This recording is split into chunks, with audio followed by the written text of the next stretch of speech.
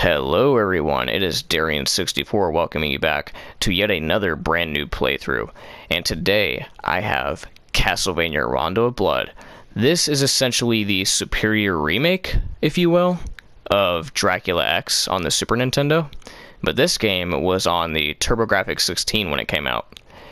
This is also the adventure with Richter Belmont, and this game takes place, I believe, a decade before Symphony of the Night. So let's get this started, shall we?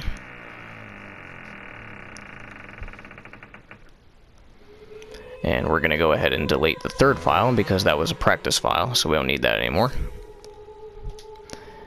Alright, and we are going to call that Darian. Alright, let's do this.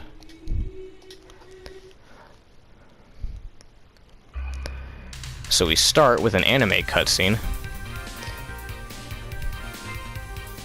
with opposing bloodlines playing in the background. Really nice.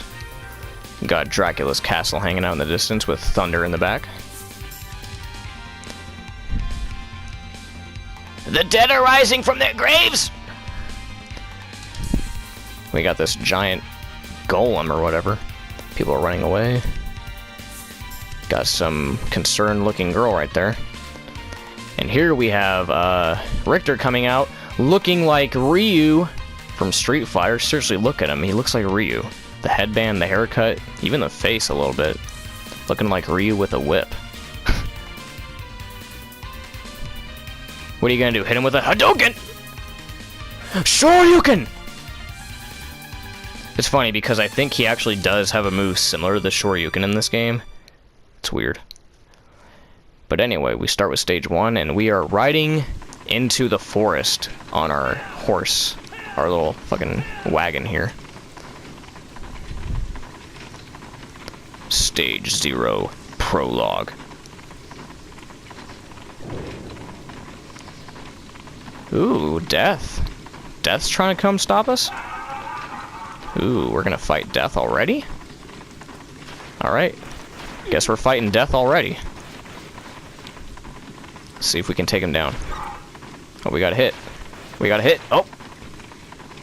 Okay, he's trying to throw his scythe at us. Hit him again. Oh, there we go. Broke your scythe, bitch. What are you gonna hit me with? Oh, oh, oh. Psh. Is that all you had? Come on, you can do better than that.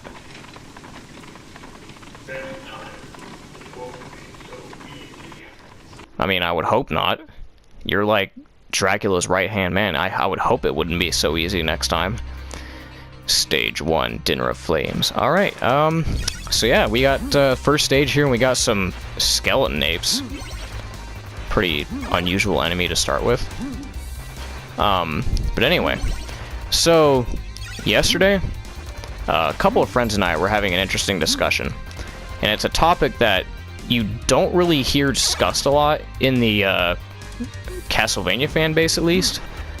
And that is canonicity. Now, I don't really concern myself too much with canonicity in general, especially with Castlevania, because, I mean, I, for one, think that all the games are canon, whether you like it or not.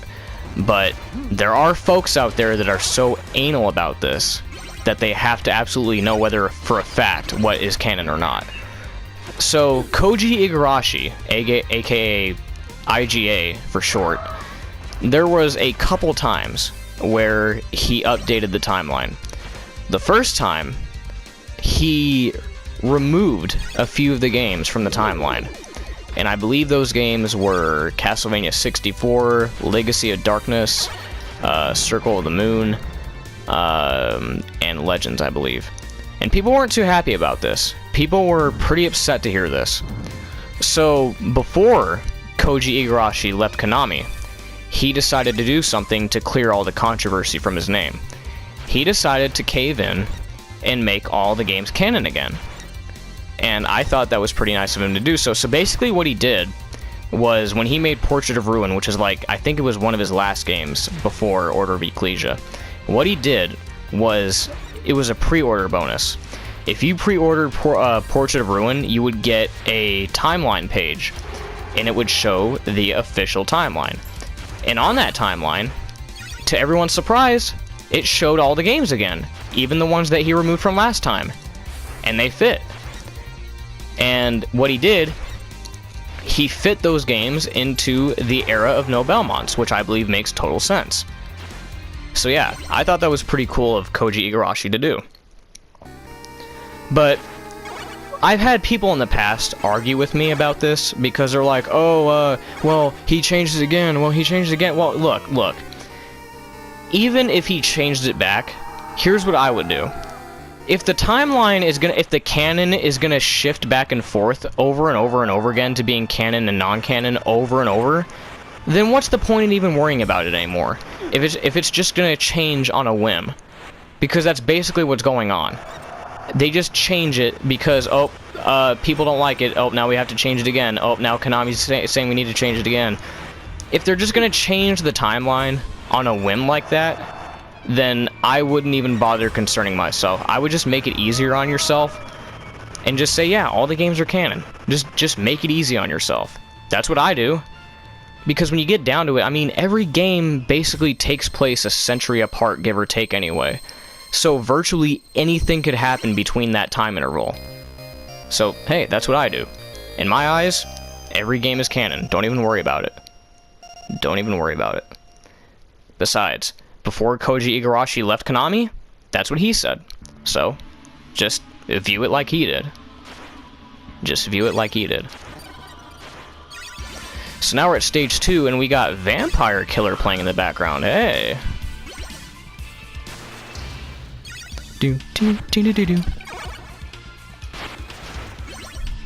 Ah, I thought I could get that crow with my knives. Come on. There we go. Gotta make sure I'm throwing these. Alright, there we go. And we get a watch. To stop time. Yeah. You ain't gonna get me now, sucker. But it didn't stop you for some reason. Obviously, it's because I had to... You have to actually use the watch when an enemy's on screen to stop them, so... Sitting here making it look like that one axe armor, like, was 4th dimensional or something. He had, like... he had time travel capabilities to where he was immune to stop time.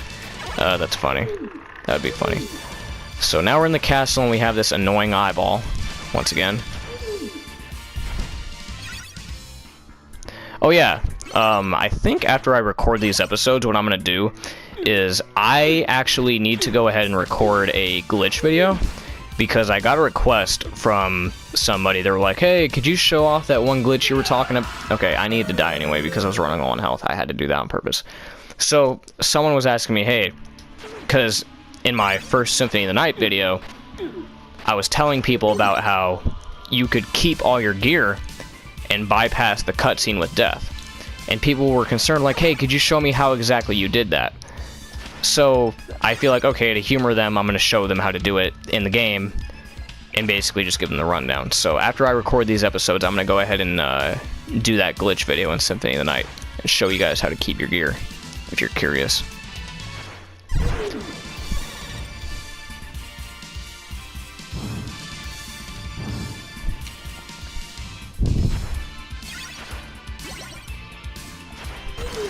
Okay, so coming up here, we got the behemoth crashing through the wall, and now there is a segment right here where there's going to be a key. Right here, yeah, so I grabbed the key, and what's going to happen is I need to fall down one of these holes.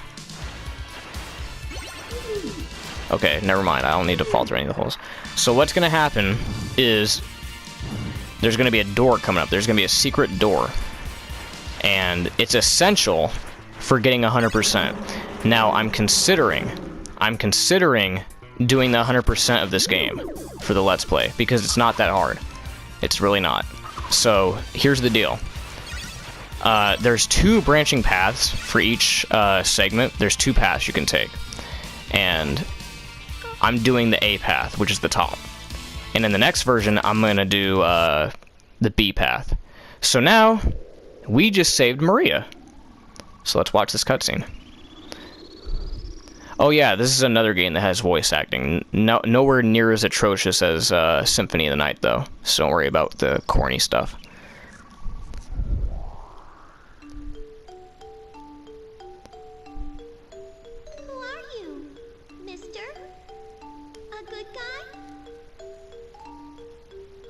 Richter Belmont, vampire hunter. And you are?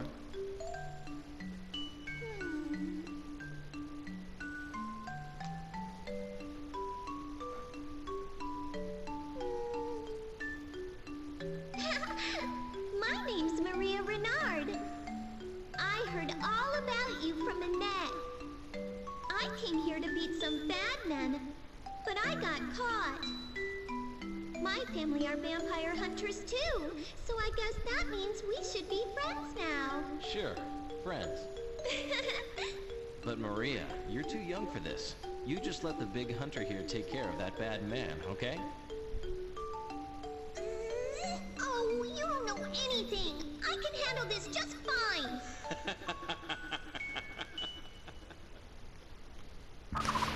Huh. Okay. So we met Maria, and she seems like she's pretty confident in her abilities. So much so that you can play as her in this game. Yeah, so she can handle herself.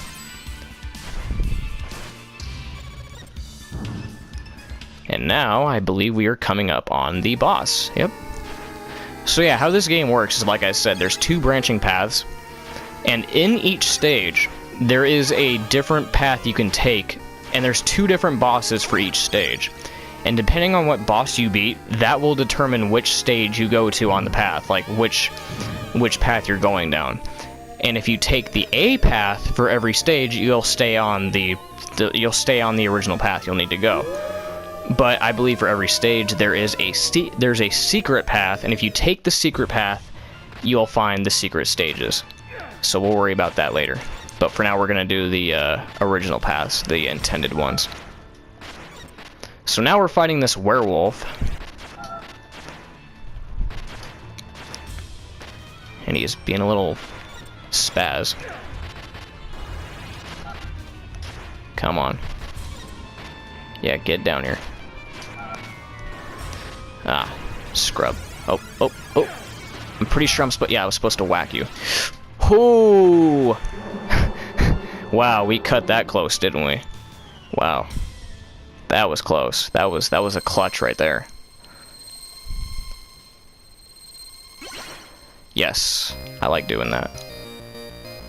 Love doing that. Where you get the orb and you freeze frame it on you, throwing the whip. Or swinging the whip, whatever. Alright, that will do it. You guys know what it is. In the next episode, we will take on Stage 3, an evil prayer summons the darkness. I think that's what it was called. But anyway, we're going to save it here. We're going to quick save, actually. That'll take us to the main menu. And we're going to call it an episode, alright? And in the next episode, we will continue where we left off. And we will go from there. Alright, I will see you guys in the next episode. See you guys later.